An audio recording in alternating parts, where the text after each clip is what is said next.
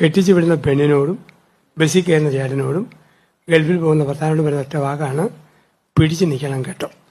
പ്രിയ കൂട്ടുകാരെ നമസ്കാരം. ഞാനിപ്പോൾ നിൽക്കുന്നത് പുതുപ്പള്ളി ഗ്രാമപഞ്ചായത്തിന്റെ കമ്മ്യൂണിറ്റി ഹാളിന് മുന്നിലാണ്. ഇവിടെ പുതുപ്പള്ളി എക്യുമെനിക്കൽ ഫെലോഷിപ്പിന്റെ കുടുംബസംഗമമാണ് നടക്കുന്നത്. നമുക്കതിന്റെ ദൃശ്യങ്ങളിലേക്കൊന്ന്. പുതുപ്പള്ളി എക്യുമെനിക്കൽ ഫെലോഷിപ്പിന്റെ ആഭിമുഖ്യത്തിൽ 2025 സെപ്റ്റംബർ 20 ശനിയാഴ്ച രാവിലെ 9:30 മുതൽ ഉച്ചയ്ക്ക് 1 മണി വരെ പുതുപ്പള്ളി ഗ്രാമപഞ്ചായത്തിന്റെ കമ്മ്യൂണിറ്റി ഹാളിൽ വെച്ച് എക്യുമെനിക്കൽ കുടുംബസംഗമവും മർത്തോമ സഭയുടെ അഭിവന്ദ്യ ഡോക്ടർ ജോസഫ് മാർ ബർണബാസ് സബ്രഹൻ മെത്രോപ്പൊലീത്തയ്ക്ക് ആദരവ് നൽകുന്നതാണ്.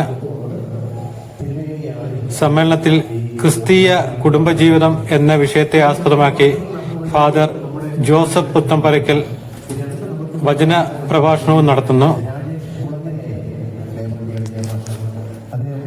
Puthuppally ecumenical fellowship president father Joseph K Mathew Kiliroopparambil അധ്യക്ഷത വഹിക്കുന്നു.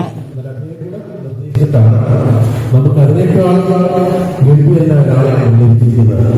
ബഹുമാനപ്പെട്ട അസലിനുള്ള സാർ അദ്ദേഹം വലിയ മോട്ടിവേറ്ററാണ്. കേരളത്തിൽ എറണാകുളം അധ്യാപക പരിശീലനം നടത്തി അനേക വിദ്യാഭ്യാസ സ്ഥാപനങ്ങളിൽ കൺസൾട്ടൻസി നടത്തി അവർ തന്നെ മോട്ടിവേറ്റർ ആയിരിക്കുകയും വലിയ യൂട്യൂബറാണ്. അദ്ദേഹത്തിന്റെ യൂട്യൂബ് സന്ദേശങ്ങളിൽ നിന്ന് യൂട്യൂബിൽ കാണാവുന്ന ഇങ്ങനെയുള്ളതായ ഉത്സാഹം ഇവിടെ എത്തിയിരിക്കുന്നത്. കുത്തിപ്പറ്റിക്കൊണ്ട് നിങ്ങളെല്ലാവരും സ്നേഹം അറിയിക്കുന്നു. നമ്മുടെ എക്യുമെനിക്കൽ പ്രസ്ഥാനത്തിന്റെ പ്രവർത്തനങ്ങൾ കൂടുതൽ സജീവമാകുന്നതോടൊപ്പം എല്ലാവരുടെയും സഹകരണവും സ്നേഹവും ഉണ്ടാവട്ടെ എന്ന് ആശംസിച്ചുകൊണ്ട് പ്രാർത്ഥിച്ചുകൊണ്ട് എന്റെ വാർത്തകൾ അവസാനിപ്പിക്കുന്നു. ദൈവം എല്ലാവരെയും അനുഗ്രഹിക്കുമാറാണ്.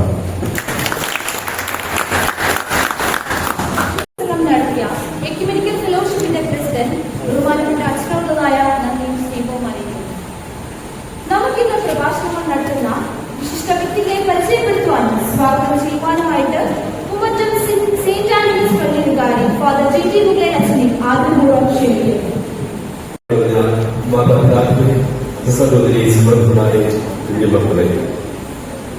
പുതുപ്പള്ളി എക്യുമെനിക്കൽ ഫെലോഷിപ്പിന്റെ ആഭിമുഖ്യത്തിൽ കുടുംബ സംഗമം എന്ന് പറയുന്നത് ക്രിസ്തീയ കുടുംബ ജീവിതം എന്ന വിഷയത്തെ ആസ്പദമാക്കി സംസാരിക്കാൻ ഇവിടെ എത്തിയിരിക്കുന്ന ബഹുമാനപ്പെട്ട ജോസഫ് അച്ഛനെ പ്രത്യേകമായി ഈ സമൂഹത്തിന് പരിചയപ്പെടുത്തുക എന്നതാണ് എന്റെ കർത്തവ്യം. സ്നേഹത്തിലൂടെയും ജോസഫിനെ എല്ലാവർക്കും പരിചയമുള്ള അച്ഛനാണ്. അച്ഛനെ പുരോഹിതനാണ്. 1961 ഇടുക്കി വലിയ ചവാള എന്ന സ്ഥലത്താണ് ജനിച്ചത്. 1980 കപ്പൂച്ചൻ സഭയിൽ ചേർന്ന് 1993 ഡിസംബർ 26 പ്രയോഗത്തിൽ സ്വീകരിച്ച ബഹുമാനപ്പെട്ട ജോസഫ് അച്ഛൻ ഇന്ന് ഇവിടെ സന്നിഹിതനായിരിക്കുകയാണ്. അച്ഛൻ 2018-19 സെന്റ് ആൻഡ്രൂസ് പൂമ്പറ്റം ഇടവകയിൽ ഇടവക ധ്യാനം നടത്തിയതാണ്. അങ്ങനെ അച്ഛനുമായിട്ടുള്ള ഒരു സ്നേഹബന്ധം ഞങ്ങൾക്ക് എല്ലാവർക്കും ഉണ്ട്. അച്ഛന്റെ ഗ്രന്ഥങ്ങൾ അച്ഛൻ ഒത്തിരിയധികം ഗ്രന്ഥങ്ങൾ എഴുതിയിട്ടുണ്ട്. ജീവിതം കൊച്ചു കൊച്ചു സംഭവങ്ങൾ, എനിക്കും നിനക്കും, പ്രാർത്ഥനയുടെ വീട് എന്നിങ്ങനെ പല ഗ്രന്ഥങ്ങൾ അച്ഛൻ രചിച്ചിട്ടുണ്ട്. അച്ഛനെ കുറിച്ച് പറയുകയാണെങ്കിൽ അച്ഛനൊരു മോട്ടിവേഷൻ സ്പീക്കറാണ്, കൗൺസിലറാണ്, എഴുത്തുകാരനാണ്, പ്രൊഫസറാണ്. അതിലുപരി അച്ഛനൊരു നടൻ കൂടിയാണ്. അച്ഛന്റെ അച്ഛൻ അഭിനയിച്ച പല സിനിമകളുണ്ട്. അത് മുന്തിരിവണ്ടികളുണ്ട്. സ്വർഗം ഏറ്റവും അവസാനമായി അഭിനയിച്ചത് രാജകന്യയാണ്. തിയേറ്ററുകളിൽ ഓടിക്കൊണ്ടിരിക്കുന്നതാണ് രാജകന്യ എന്ന ഫിലിമിനെ കുറിച്ച് അച്ഛൻ സംസാരിക്കുകയായിരിക്കും. അച്ഛൻ സിനിമകളെ കുറിച്ച് അച്ഛൻ പറയുന്ന ഏറ്റവും രസകരമായ ഒരു കാര്യം എന്ന് പറഞ്ഞാൽ അച്ഛന്റെ 100 പ്രസംഗങ്ങളെക്കാൾ ഉപരി ഒരു സിനിമ മതിയെന്നാണ് അച്ഛൻ ഒരു ഇന്റർവ്യൂ കഴിഞ്ഞ ദിവസം അച്ഛൻ പറഞ്ഞത്. അങ്ങനെ നമുക്ക് ഇന്നേ ദിവസം ഈ ക്രിസ്തീയ കുടുംബജീവിതം എന്ന വിഷയത്തെ സംസാരിക്കാൻ നമുക്ക് കിട്ടിയ ദൈവത്തിന്റെ വലിയൊരു വരദാനമായിട്ടാണ് ജോസഫിനെ ഞങ്ങൾ കാണുന്നത്. അച്ഛനെ ഈ വേദിയിലേക്ക് ഇവിടെ കൂടിയിരിക്കുന്ന എല്ലാവരുടെ പേരിൽ സംസാരിക്കാൻ വേണ്ടി വചന പ്രഘോഷണം നടത്താൻ വേണ്ടി കൃത്യമായി സ്വാഗതം ചെയ്യുന്നു.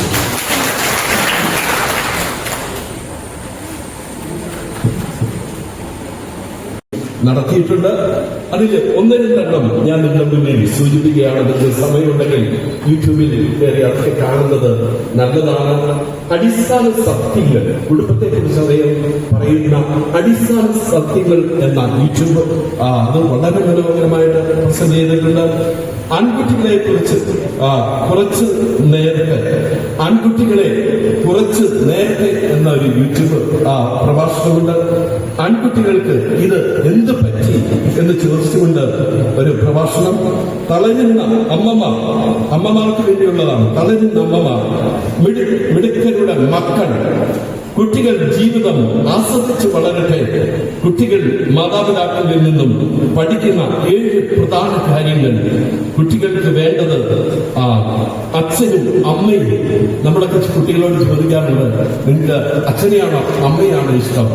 എന്നാൽ ഇന്ന് സുനിൽ സാർ നമ്മളോട് പറയുന്നത് കുട്ടികൾക്ക് വേണ്ടത് അച്ഛനും വേണം അമ്മയും വേണം എന്ന പ്രഭാഷണം. കുട്ടികളിലെ ഫോൺ അഡിക്ഷൻ കർണങ്ങളും പരിഹാരങ്ങളും ഇങ്ങനെ നീണ്ടു നിറഞ്ഞ 650 പ്രഭാഷണങ്ങൾ നടത്തിയിട്ടുള്ള സുനിൽ സാറിന് ഏറ്റവും കൃത്യമായ നമ്മുടെ ഈ വേദിയിൽ ഒരു പ്രഭാഷണം നടത്താൻ യോഗ്യമായ ഒരു വ്യക്തിത്വമാണ്. തീർച്ചയായും സാറിനെയും ഈ എല്ലാവരുടെയും മുന്നിൽ ഒരിക്കൽ കൂടി സ്വാഗതം ചെയ്യുകയാണ്. നടത്തിയിട്ടുണ്ട്. അതിൽ ഒന്ന് രണ്ടെണ്ണം ഞാൻ നിങ്ങളുടെ മുന്നിൽ സൂചിപ്പിക്കുകയാണ്. നിങ്ങൾക്ക് സമയമുണ്ടെങ്കിൽ യൂട്യൂബിൽ കയറി അതൊക്കെ കാണുന്നത് നല്ലതാണ്. അടിസ്ഥാന സത്യങ്ങൾ, കുടുംബത്തെ കുറിച്ച് പറയുന്ന അടിസ്ഥാന സത്യങ്ങൾ എന്ന യൂട്യൂബ് അത് വളരെ മനോഹരമായിട്ട് പ്രസന്റ് ചെയ്തിട്ടുണ്ട്. ആൺകുട്ടികളെ കുറിച്ച് കുറച്ച് നേരത്തെ എന്ന ഒരു യൂട്യൂബ് പ്രഭാഷണമുണ്ട്. ആൺകുട്ടികൾക്ക് ഇത് എന്ത് പറ്റി എന്ന് ചോദിച്ചുകൊണ്ട് ഒരു പ്രഭാഷണം. തളരുന്ന അമ്മമാർക്ക് വേണ്ടിയുള്ളതാണ്. തളരുന്ന അമ്മമാർ, മിടുക്കരുടെ മക്കൾ, കുട്ടികൾ ജീവിതം ആസ്വദിച്ച് വളരട്ടെ. കുട്ടികൾ മാതാപിതാക്കളിൽ നിന്നും പഠിക്കുന്ന 7 പ്രധാന കാര്യങ്ങൾ. കുട്ടികൾക്ക് വേണ്ടത് അച്ഛനും അമ്മയും. നമ്മളൊക്കെ കുട്ടികളോട് ചോദിക്കാറുണ്ട്, നിങ്ങൾക്ക് അച്ഛനെയാണോ അമ്മയാണോ ഇഷ്ടം? എന്നാൽ ഇന്ന് സുനിൽ സാർ നമ്മളോട് പറയുന്നത് കുട്ടികൾക്ക് വേണ്ടത് അച്ഛനും വേണം അമ്മയും വേണം എന്ന പ്രഭാഷണം. കുട്ടികളിലെ ഫോൺ അഡിക്ഷൻ കർണങ്ങളും പരിഹാരങ്ങളും ഇങ്ങനെ നീണ്ടു നിറഞ്ഞ 650 പ്രഭാഷണങ്ങൾ നടത്തിയിട്ടുള്ള സുനിൽ സാറിന് ഏറ്റവും കൃത്യമായ നമ്മുടെ ഈ വേദിയിൽ ഒരു പ്രഭാഷണം നടത്താൻ യോഗ്യമായ ഒരു വ്യക്തിത്വമാണ്. തീർച്ചയായും സാറിനെയും ഈ എല്ലാവരുടെയും മുന്നിൽ ഒരിക്കൽ കൂടി സ്വാഗതം ചെയ്യുകയാണ്.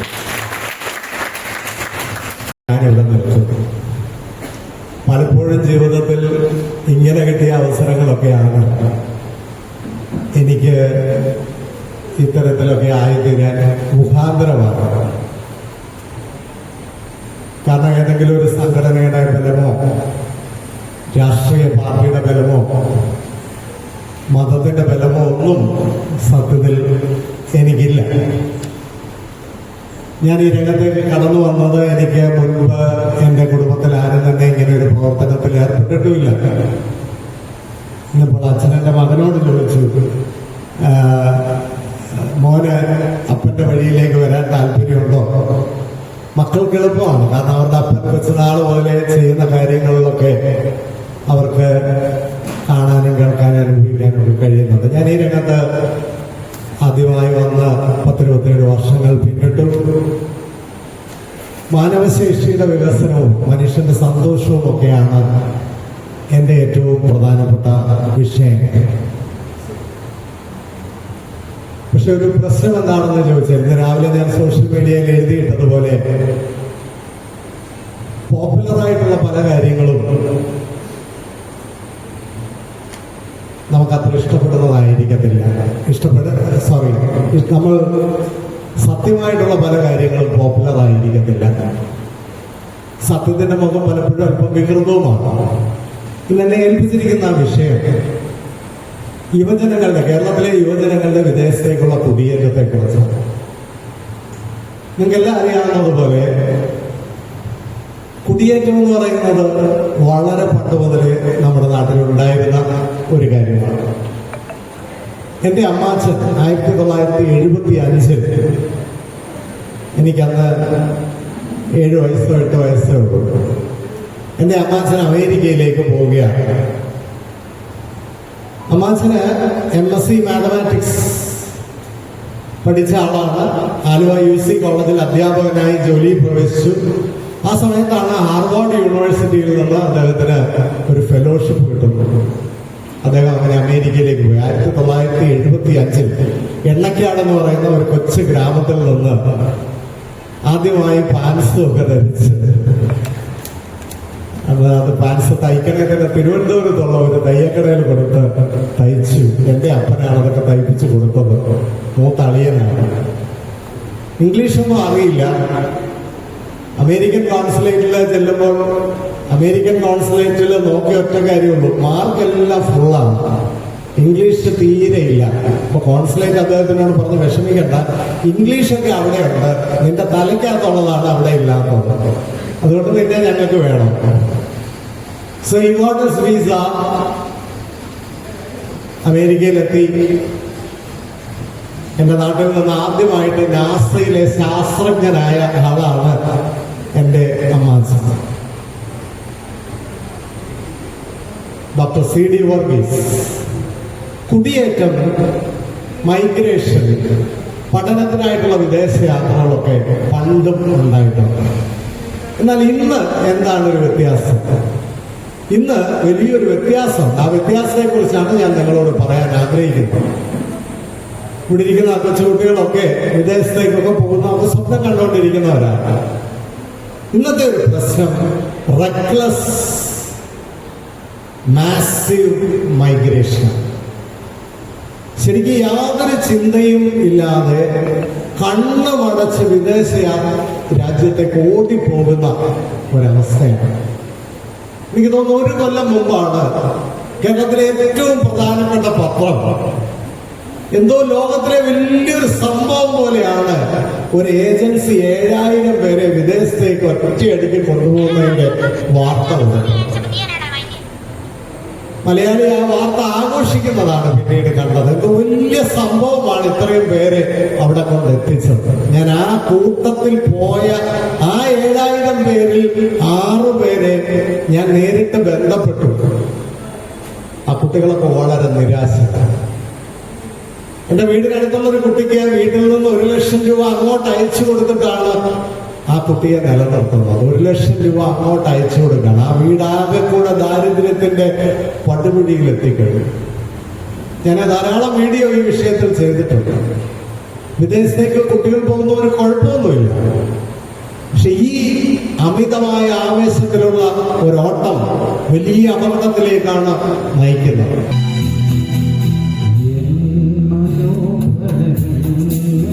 ഇന്ന് നടക്കുന്ന യോഗത്തില് എക്യുമെനിക്കൽ ഫെലോഷിപ്പിന്റെ general secretary Shri James Kutty P Chacko സ്വാഗതം ആശംസിക്കുന്നു. അധ്യക്ഷപദം അലങ്കരിക്കുന്നത് എക്യുമെനിക്കൽ ഫെലോഷിപ്പിന്റെ പ്രസിഡന്റ് ഫാദർ ജോസഫ് മാത്യു കിളിരൂപ്പറമ്പിലാണ്. ഈ ചടങ്ങിന്റെ ഉദ്ഘാടനം നിർവഹിക്കുന്നത് മാർത്തോമാ സഭയുടെ അഭിമന്യ doctor Joseph Mar Barnabas suffragan മെത്രോപ്പൊലിത്തയാണ്. ആദരിക്കലും ഉപഹാര സമർപ്പണവും നടത്തുന്നത് ഡവറൻ ഡോക്ടർ KV സൈമൺ സാറാണ്.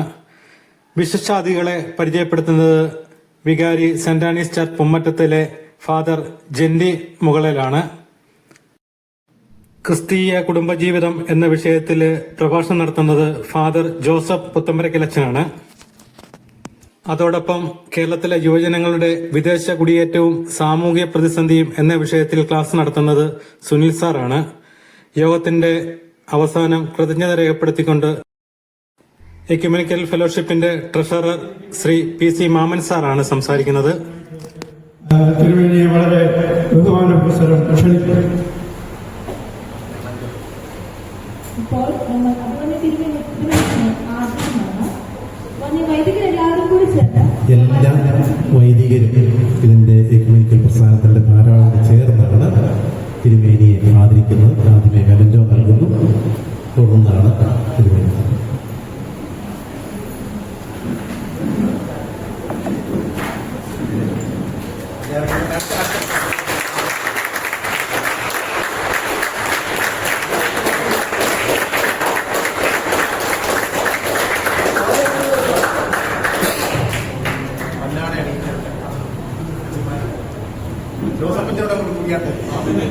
എൻ്റെ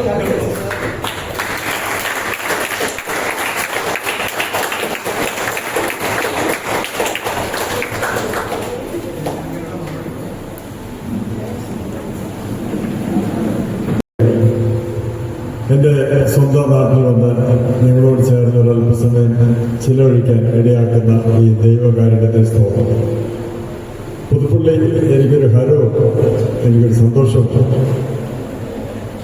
പൂർവ്വ പള്ളി വികാരിയായിരിക്കുന്ന സമയത്ത് ആരംഭിച്ചതാണ് ഈ എക്യുമെനിക്കൽ യാത്ര കൂട്ടായ്മ. ഇവിടുത്തെ എല്ലാ സഭാവിഭാഗങ്ങളും ഒന്നിച്ച് ഈ ഐക്യ കൂട്ടായ്മ ലോകത്തിന് മാതൃകയായി ഇന്ന് നിലനിൽക്കുകയാണ്. നാം ഒന്നാണ്, നമുക്കൊന്നായി നിലനിൽക്കണം. ദൈവത്തിന്റെ സഭ മുറിഞ്ഞിരിക്കുന്നതാണ് നമ്മുടെ വേദന. അത് നമ്മുടെ വേദന നൊമ്പരവുമായിരിക്കണം. നിങ്ങൾ ഒന്നാകാൻ വേണ്ടി ഞാൻ മുറിയുന്നു എന്ന് പറഞ്ഞ കർത്താവിന്റെ കാലത്ത് സഭ വ്യത്യസ്തമായി മുറിഞ്ഞിരിക്കുന്നത് ഒരു ഭാരം ഇല്ലാത്തതാണ് ഇന്നത്തെ ഏറ്റവും വലിയ ദോഷം. ദൈവഭയമില്ലാത്തൊരു സമൂഹമായി നിലനിൽക്കുന്നതാണ് നമ്മുടെ സങ്കടം. നമ്മുടെ കുട്ടികളെല്ലാം നാട് വിട്ടു പോകുന്നതാണ് നമ്മുടെ വലിയ സങ്കടം. എന്നാൽ അതിനെല്ലാം ഒരു മറുമരുന്ന് ഇപ്പോൾ ഉണ്ടായിരിക്കുന്നു. സായിപ്പാരെല്ലാം കൂടെ പറഞ്ഞു, വന്നവരെല്ലാം തിരിച്ചു പൊക്കളാൻ പറഞ്ഞു, പോയവരെല്ലാം തിരിച്ചു വരുമെന്നാണ് എൻ്റെ ചിന്ത. എന്തിനാണ് ഈ രാജ്യം വിട്ട് മക്കൾ പോകുന്നത്? ഇത്ര നല്ലൊരു രാജ്യം, ഒരു സെക്ടർ പോലും ഉപയോഗിക്കേണ്ട രീതിയിലുള്ള കാലാവസ്ഥ, അനുഗ്രഹീതമായ കലാലയങ്ങൾ, നല്ല വൈശിഷ്ടമേറിയ ഒരു ജീവിതം, നാനാത്വത്തിൽ ഏകത്വമുള്ള ഒരു രാജ്യം. മറ്റൊരു സ്ഥലത്തും അങ്ങനെയില്ല. തിരുവനന്തപുരത്തെ culture, Thrissur culture, Thiruvithamkoor culture, Malabar culture, കൊച്ചു കേരളം പോലും വിഭിന്നമാണെങ്കിൽ പോലും നാം എത്ര ഒന്നാണ്, നന്നായിരിക്കും. മാർത്തോമാ സ്ലീഹയുടെ കാലം മുതൽ ക്രിസ്ത്യാനികളായ ഒരു രാജ്യം, ദൈവത്തിന്റെ അതിർത്തി അനുഗ്രഹം പ്രാപിക്കാൻ ഇടയായ ഒരു നല്ല രാജ്യം. ഈ രാജ്യത്തെ നമുക്ക് കൂടുതലായി സ്നേഹിക്കാം, കൂടുതലായി വളരാം. കുടുംബ കവണിയും എല്ലാം വളരെ സന്തോഷത്തോടുകൂടി ഞാൻ സ്വീകരിക്കുന്നു. നിങ്ങളുടെ സ്നേഹത്തിന്റെ പ്രതീകമായി ഞാൻ സ്വീകരിക്കുന്നു. എന്റെ ഭദ്രാസനത്തിലെ സൺഡേ സ്കൂൾ കുട്ടികളെല്ലാം ഒന്നിച്ചു കൂടുന്ന ദിവസം 2000 പിള്ളേരെ വിട്ടിട്ടാണ് ഞാൻ ഓടിപ്പോകുന്നത്. നിങ്ങളോട് ഒരു വാക്ക് പറയാതെ എങ്ങനെ പോരും? ഞാൻ തിരിച്ചു പോവുകയാണ്. അവരെല്ലാവരും രാവിലെ വന്ന് നിൽക്കുകയാണ്. ഞാൻ തന്നെ അതിശയിച്ചു പോയി. ഭദ്രാസനത്തിലെ 150 പള്ളിയിൽ നിന്ന് കുട്ടികളെല്ലാം വന്നു ചേർന്നിരിക്കുകയാണ്. ഞാൻ അവരുടെ കൂടെ തിരിച്ചു പോകാൻ ആഗ്രഹിക്കുന്നു. നിങ്ങൾക്കെല്ലാം നന്മയും തരുന്നു. അച്ഛൻ്റെ പ്രസംഗം കേൾക്കാൻ കഴിയുന്നില്ലല്ലോ എന്നൊരു ചിന്ത. എന്നാലും ഞാൻ ഫേസ്ബുക്കിലൂടെ വാട്സപ്പിലൂടെ അച്ഛനെ കേട്ടുകൊള്ളാം. നന്മ കൊണ്ട് ദൈവം എല്ലാവരും നിറയ്ക്കട്ടെ എന്ന് പ്രാർത്ഥിക്കുന്നു. നിങ്ങളുടെ സ്നേഹത്തിന് നന്ദി. നമുക്ക് ദൈവം നിങ്ങളെ എല്ലാവരെയും അനുഗ്രഹിക്കുന്നു. നമ്മെ വിഗ്രഹിക്കുകയും ചെയ്ത അഭിമന്യ തിരുമനസിയോടുള്ളതായ നന്ദിയും സ്നേഹവും ആദരപൂർവ്വം അറിയിക്കുന്നു.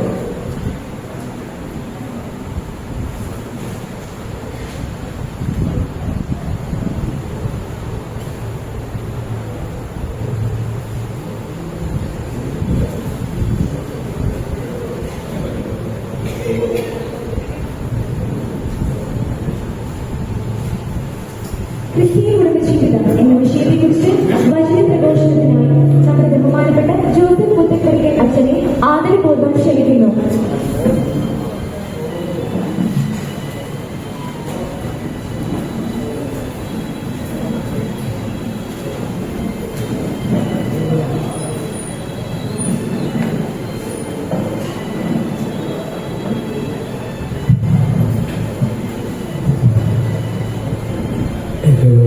ആത്മീയരായ വൈദികരെ, പ്രിയ സഹോദരി സഹോദരന്മാരെ, ഒരു കുടുംബ സംഗമമാണ് നമ്മളിന്ന് ഒരുമിച്ച് കൂടിയിരുന്നു.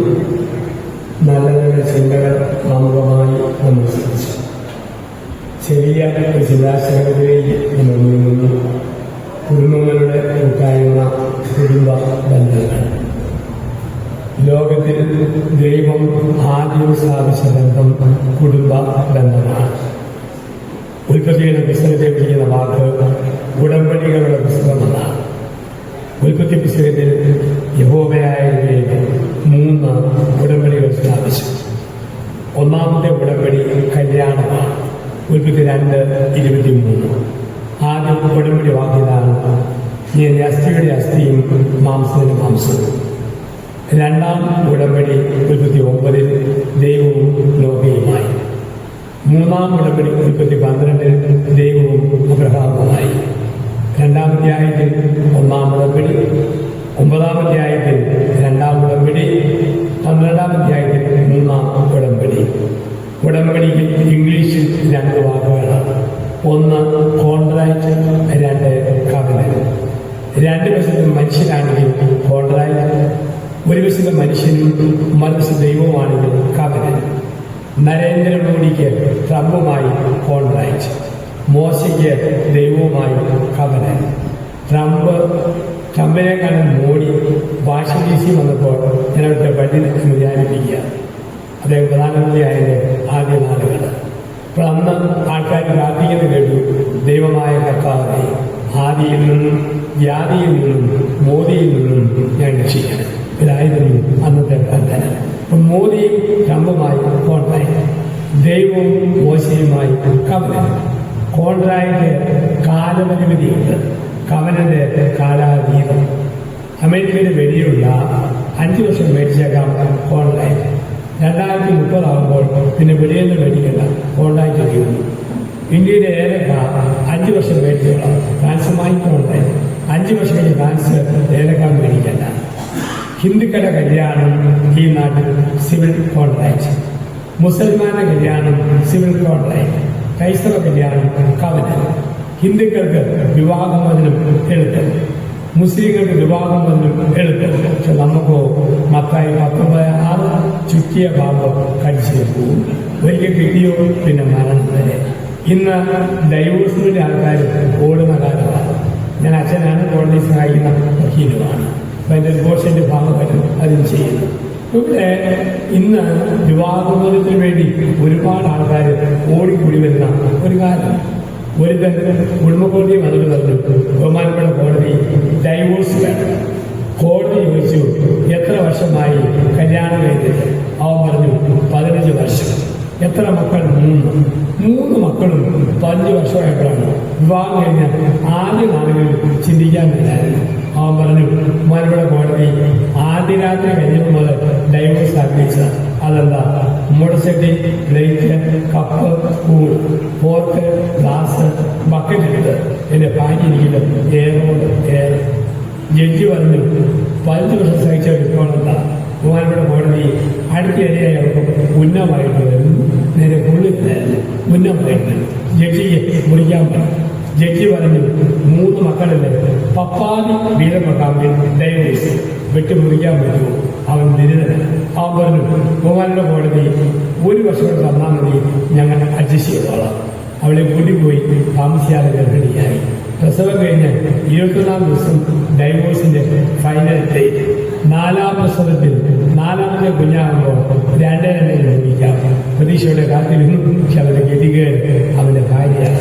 4ാമത്തെ പ്രസവത്തിൽ ഇരട്ടപ്പിള്ളാര്. നടക്കണമെന്നില്ല. ദൈവം യോജിപ്പിച്ചത് മനുഷ്യൻ വേർതിരിക്കരുത്. ഇപ്പൊ ഉടമ്പടിയായിട്ട് ദൈവം സ്ഥാപിച്ചു ദാമ്പത്യ ബന്ധത്തെ. നമ്മൾ കാണുന്നുണ്ട്, ദൈവമായ കർത്താവ് ഉൽപ്പത്തി 2:18 മുതൽ 25 വരെ വാക്യങ്ങൾ. ദൈവമായ കർത്താവ് താൻ ശിക്ഷിച്ചതെല്ലാം നല്ലതെന്ന് കണ്ടു, ഒന്ന് മാത്രം നന്നല്ല എന്ന് കണ്ടു. എന്താ? പുരുഷൻ ഏകനായിരിക്കുന്നത് നന്നല്ല. ആണാണോ ഒരു പെണ്ണ് കൂട്ടുവേണം, പെണ്ണാണോ ആണ് കൂട്ടുവേണം. അന്ന് സൃഷ്ടിച്ച ഓരോ ജീവിയെയും കൊണ്ടുവന്നിട്ട് ചേരുവെന്നറിയാൻ. പുറയിൽ ഭാഗം, മുമ്പിൽ എരുമ, ചേരിയല. ഇടതുവശത്ത് ഭാഗം, വലതുവശത്ത് പിടിയാന, ചേരിയല. ഒരു വശത്ത് ഭാഗം, മറുവശത്ത് വെച്ചുപശുവിന് വെക്കുന്നത് ചേരിയല. തമ്പുരാന് വിളിവിട്ടി തേങ്ങാമുറിയും അടക്കാമുറിയും ചേരിയല്ല, തങ്കച്ചിനും തങ്ങമയും ശരിക്കും ചേരി. പുരുഷന് ഗാഢ നിദ്രയിൽ ആഴ്ത്തി. ബൈബിൾ തെളിച്ചു വായിക്കണം. ബൈബിളിൽ ചില വാക്കുകൾ ചുരുക്കം പ്രാവശ്യമുള്ളൂ, പിന്നെ കാണുകയില്ല. അങ്ങനെ ചുരുക്കമുള്ള ഒരു വാക്കാണ് ഗാഢ നിദ്ര. ആർക്കാണ് കിട്ടിയത്? ആണുങ്ങളുടെ വർഗത്തിന് കിട്ടിയ കാലം ഏതാ? പെണ്ണുങ്ങൾ ഭൂമിയിൽ ഉണ്ടാകുന്നതിന് മുമ്പ് ആണുങ്ങൾ ലഭിച്ച മഹാഭാഗ്യം ഗാഢ നിദ്ര. ദൈവം പൊന്നുപോലെ ഉറങ്ങണ ഉറക്കം, മനസ്സമാധാനത്തോടെയുള്ള നിന്റെ ഒടുക്കത്തെ ഉറക്കം. ഉറക്കമെത്താൻ വരുന്നുണ്ട്, സുഖമാക്കി വളരുക. അവളെ കണ്ടപ്പോൾ അവൻ ചിരിച്ചു. നരനിൽ നിന്നും എടുക്കപ്പെട്ടതുകൊണ്ട് നാരിയെ തെളിച്ചു പിടിക്കണം. ചില ആളുകൾ കുടിക്കും, ചിലർക്ക് മുൻകോപം.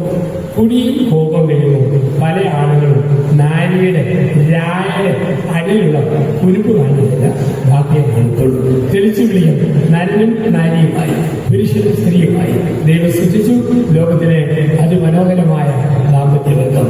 എന്നിട്ട് പറയുന്നു, പുരുഷനും സ്ത്രീയും നഗ്നരായിരുന്നു, ലജ്ജ തോന്നിയില്ല.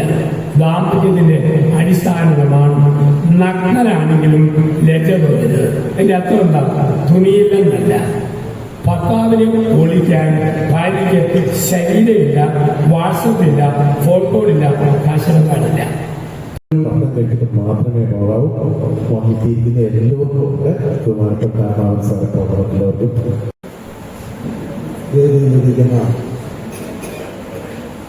ബഹുമാനപ്പെട്ട അച്ഛന്മാര്, സദസ്സിലിരിക്കുന്ന മാതാപിതാക്കന്മാര്, പ്രിയപ്പെട്ട കുഞ്ഞുങ്ങളെ, നിങ്ങൾക്ക് എല്ലാവർക്കും എൻ്റെ നിരന്തരമായ കൂപ്പുകൾ.